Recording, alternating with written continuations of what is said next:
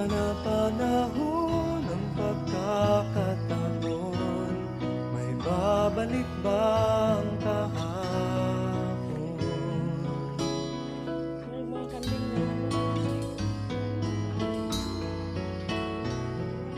Natatandaan mo pa ba tayong dalawa'y unang magkita? Panahon ng kamusta sa piling ng mga bulaklak.